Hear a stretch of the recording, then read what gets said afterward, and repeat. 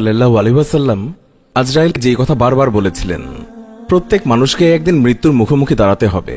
আল্লাহ তাআলা বলেন, পৃথিবীর সব প্রাণীকে মৃত্যুর স্বাদ গ্রহণ করতে হবে। জীবন যার আছে, মৃত্যু তার সুনিশ্চিত। আর দুনিয়াতে সবচেয়ে কষ্টদায়ক মৃত্যু হচ্ছে মানুষের মৃত্যু।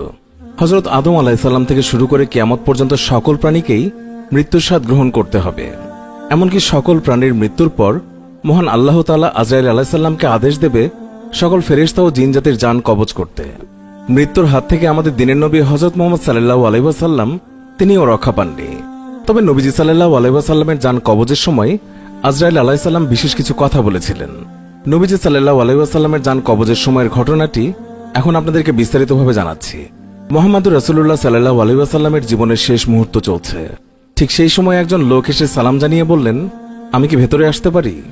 রাসূলুল্লাহ সাল্লাল্লাহু আলাইহি ওয়াসাল্লামের কন্যা ফাতিমা রাদিয়াল্লাহু তাআলা আনহা বললেন, দুঃখিত, আমার পিতা খুবই অসুস্থ।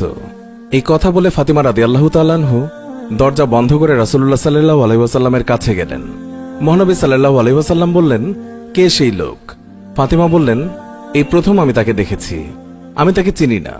রাসূলুল্লাহ সাল্লাল্লাহু আলাইহি ওয়াসাল্লাম বললেন, শোনো ফাতিমা, সে হচ্ছে আমাদের এই ছোট্ট জীবনের অবসানকারী ফেরেশতা আজরাইল। এটা শুনে হযরত ফাতিমার অবস্থা তখন ক্রন্দনরত বোবার মতো হয়ে গিয়েছে। জিবরাইল আলাইহিস সালাম আসলেন, এসে নবীজি সাল্লাল্লাহু আলাইহি ওয়াসাল্লামকে সালাম দিলেন। জিবরাইল আলাইহিস সালাম বললেন, হে আল্লাহর রাসূল, আল্লাহ তাআলা আপনাকে সালাম দিয়েছেন আর জানতে চেয়েছেন আপনি কেমন আছেন। আল্লাহ তাআলা সব জানেন, তারপরেও আপনার মুখ থেকে জানতে চেয়েছেন যে আপনি কেমন আছেন।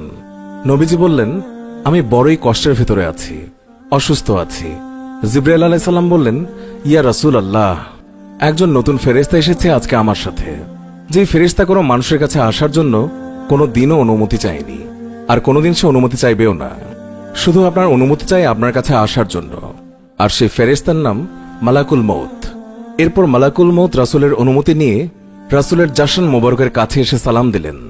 আজরাইল আলাইহিস সালাম বললেন, ইয়া রাসূল আল্লাহ, আদম আলাইহিস সালাম থেকে শুরু করে এই পর্যন্ত আমি যত মানুষের জান কবজ করেছি আর কিয়ামত পর্যন্ত যত মানুষের জান কবজ করব, আমি কারো কাছে অনুমতি চাইনি, আর আমার অনুমতি চাইতেও হবে না।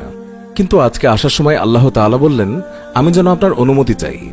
এই সময় নবীজি বললেন, মালাকুল মউত, আমি যদি অনুমতি না দেই? তখন আজরাইল আলাইহিস সালাম বললেন, আপনি যদি অনুমতি না দেন তাহলে আল্লাহ তাআলা আমাকে ফিরে যেতে বলেছেন। রাসূলুল্লাহ সাল্লাল্লাহু আলাইহি ওয়াসাল্লাম বললেন, হে জিবরাইল, আমার উম্মতের কি হবে? আমার উম্মতের নাজাতের কি হবে? জিবরাইল আলাইহিস সালাম বললেন, হে রাসূল, আপনি চিন্তা করবেন না, আল্লাহ ওয়াদা করেছেন আপনার উম্মতের নাজাতের জন্য। তারপর আজরাইল আলাইহিস সালাম আল্লাহর রাসূলের অনুমতি নিয়ে তার জান কবজ করলেন। মালাকুল মউত আজরাইল আরো কাছে এসে ধীরে ধীরে রাসূলের জান কবজ করতে থাকলেন। পাশে দাঁড়িয়ে থাকা জিবরাইলকে রাসূলুল্লাহ গোঙ্গানির সাথে বললেন, ওহ জিবরাইল, এটা কেমন বেদনাদায়ক জান কবজ করা। ফাতিমা রাদিয়াল্লাহু তাআলা আনহা তার চোখ বন্ধ করে ফেললেন। আলী রাদিয়াল্লাহু তাআলা আনহু তার দিকে উপর হয়ে বসলেন, আর জিবরাইল আলাইহিস সালাম তার মুখটা উল্টো দিকে ফিরিয়ে নিলেন। রাসূলুল্লাহ সাল্লাল্লাহু আলাইহি ওয়াসাল্লাম বললেন, হে জিবরাইল, তুমি মুখটা উল্টো দিকে ঘোরালে কেন? আমার প্রতি কি তুমি বিরক্ত? জিবরাইল আলাইহিস সালাম বললেন, হে আল্লাহর রাসূল সাল্লাল্লাহু আলাইহি ওয়াসাল্লাম, সাকারাতুল মউতের অবস্থায় আমি আপনাকে কিভাবে দেখে সহ্য করতে পারি? সেই সময় ভয়াবহ ব্যথায় রাসূলুল্লাহ সাল্লাল্লাহু আলাইহি ওয়াসাল্লাম ছোট্ট একটা গোঙানির শব্দ করলেন। রাসূলুল্লাহ বললেন, হে আল্লাহ, সাকারাতুল মউত বা জান কবজের সময় যতই ভয়াবহ হোক সমস্যা নেই, আমাকে সকল ব্যথা দাও, আমি বরণ করব, কিন্তু আমার উম্মতকে ব্যথা দিও না। রাসূলের শরীরটা ধীরে ধীরে ঠান্ডা হয়ে আসতে লাগলো। তার পা এবং বুক কিছুই নড়ছে না। রাসূলের চোখের পানির সাথে তার ঠোঁটটাও কম্পিত ছিল। তিনি কিছু বলবেন মনে হয়। হযরত আলী রাদিয়াল্লাহু তাআলা আনহু তার কানটা রাসূলের মুখের কাছে নিয়ে গেলেন। রাসূলুল্লাহ সাল্লাল্লাহু আলাইহি ওয়াসাল্লাম বললেন, নামাজ কায়েম করো, নামাজ কায়েম করো, আর তোমাদের মাঝে থাকা দুর্বলদের যত্ন নিও। রাসূলের ঘরের বাইরে চলছে কান্নার আওয়াজ। সাহাবীরা এক একজন আরেকজনকে জড়িয়ে ধরে উচ্চস্বরে কান্নারত। হযরত আলী রাদিয়াল্লাহু তাআলা আনহু আবার তার কানটা রাসূলের মুখের কাছে ধরল। রাসূল চোখ ভেজা অবস্থায় বলতে থাকলেন, ইয়া উম্মতি, ইয়া উম্মতি, হে আমার উম্মতেরা, নামাজ, নামাজ, নামাজ কায়েম করো। চিন্তা করা যায় আমরা কোন নবীর উম্মত?